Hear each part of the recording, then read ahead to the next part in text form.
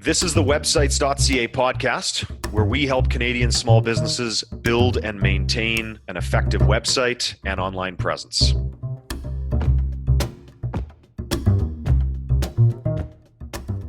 Hey everybody, Sean Corbett here, websites.ca marketing. And Ryan Demaray with websites.ca sales. Today, Ryan and I just wanted to bring to your attention two simple sort of third-party add-ons, free apps, that type of thing that you could use, not just with your website, but sort of to integrate into your whole online business game, just to make your life a little bit easier. So perhaps if you haven't heard of one or both of these, then there'll be a new free tool for you to try out once you get through this podcast. Absolutely, Sean. You said the magic word, free. Who doesn't love free? We work with small businesses and entrepreneurs across Canada that typically have very limited marketing budgets. And so when I can present them options that are low cost, or better yet, no cost, people usually jump at those options. So I'll dive right into the my recommendation here for this podcast. It's a provider called Calendly. And what Calendly offers is an online booking integration. And what's amazing about their offering is it's $0 to try. So I've worked with some customers that use this right now at the $0 level, and it does everything that they need it to do. But I've also worked with some customers where it doesn't do everything they need it to do, so they needed to upgrade to a paid plan. But that's what's great about this Calendly system. It's free to try out, free to use for the average small business just doing single bookings with one time length. You can do that very simply and easily, integrate it with your calendar, your schedule. It's pretty slick. And of course, embed it on your website so that people that are on your website can go and actually choose a date and a time to book a call or book a meeting with you. Yep. It could be as well very good for appointments, if you're doctor, dentist, lawyer, that kind of thing. And then, we actually use it in-house, don't we, Ryan? Just in case somebody wants to schedule, say, a follow-up call, review call, or even a sales call with us. I'm glad you bring that up because, yes, we've been using Calendly now for, a few years at least. So we can personally say that we've used it. We're familiar with the system. It's pretty slick. Has all the integrations that you would want out of it. And as I said, even if you reach the ceiling, they do have paid plans to expand their offerings and their options. I can't really speak more highly about it. If you're not ready for actually booking calls with customers, another thing that we can do on a website is a booking request form, where it's a little less formal. People are actually requesting a booking that you would then get back to them on. But what Calendly is great at is actually if you want to open your calendar and fill your calendar spots, you can open it up with Calendly and people can slot themselves into your schedule. Yeah, it's fairly flexible. Even the free plan, I can definitely attest to that. And like Ryan said, you can embed it on your website, of course. And it doesn't have to be super official either, right? So it doesn't necessarily have to be used with actually, if you're a restaurant, it doesn't have to be used as a reservation system, although it probably could be. There's more industry specific solutions for that, but just out of the box, maybe in 5 minutes, especially if you're a startup business, like Ryan said, trying to save on costs, you can set up this Calendly app, and then even if you're using another calendar, right? If you don't want to use the app just as your sole scheduling calendar, you could have, like, for instance, in my case, I use Google, all the Google apps. And so I have a Google calendar. Some people have their Apple calendars on their phone or what have you, but it integrates with all that. So it'll actually block off a spot in your calendar if somebody takes it. That way you're not double booking, all that kind of fun stuff. And it makes it really super simple. You could just send it as a link even in emails. So it doesn't even have to be official and public. Exactly. And just one more thing I wanted to add on to that is I love the way that it synchronizes with your calendar if you have one already. So I as well use a Google Calendar as my primary work calendar. And if I have a booking already tomorrow at 2:30 that I inputted manually, Calendly knows that.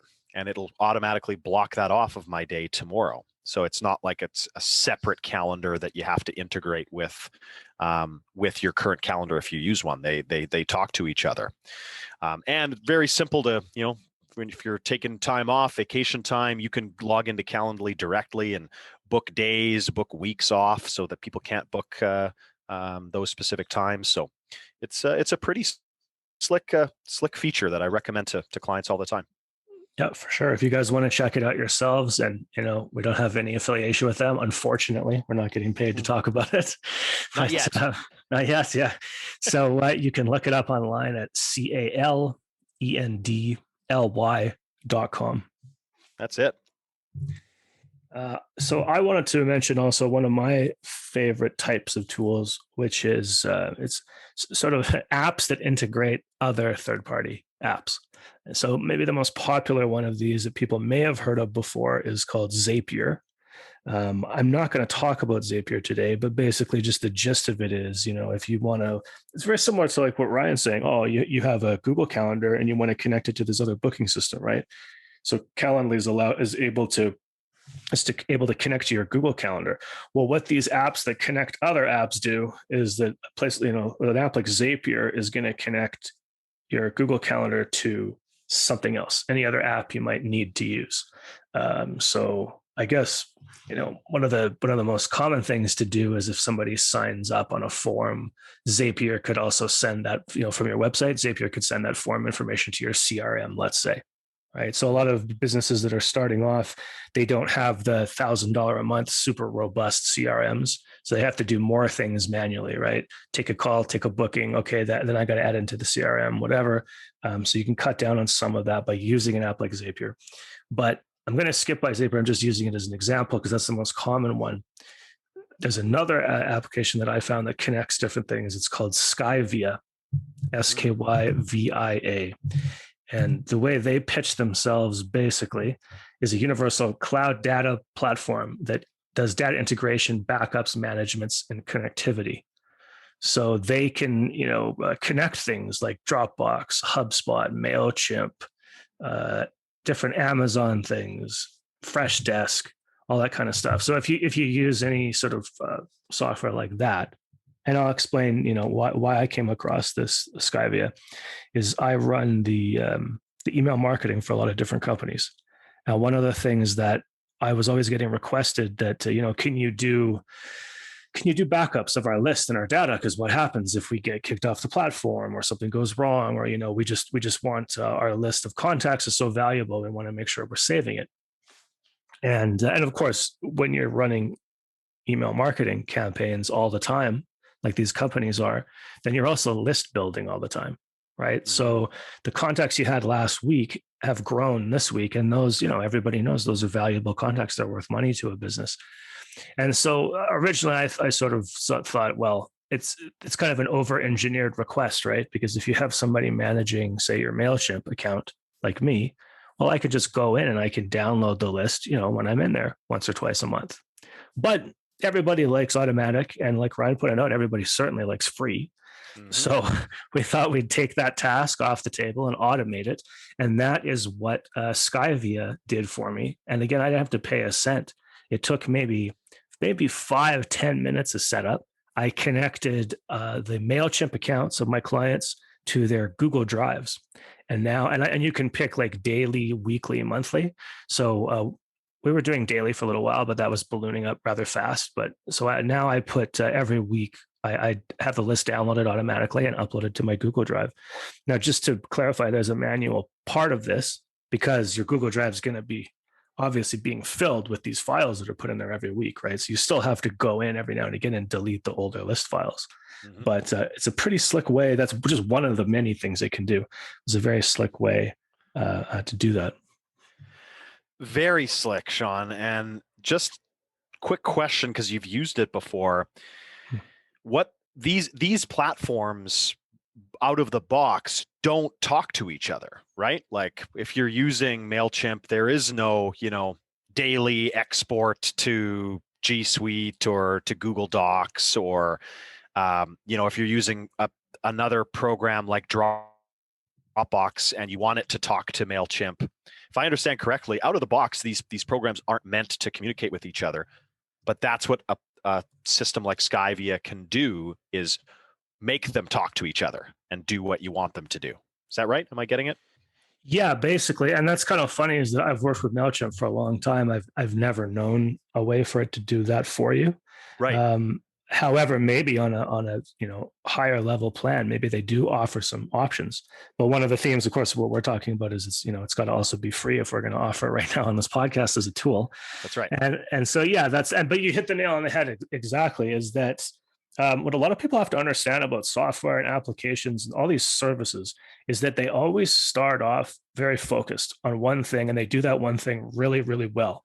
And then if they get enough user base and they survive, right? Like I'm sure that there's been a billion calendar booking apps that just died out, right? Yep. Calendly survived and thrived, and it grew, and people started using it.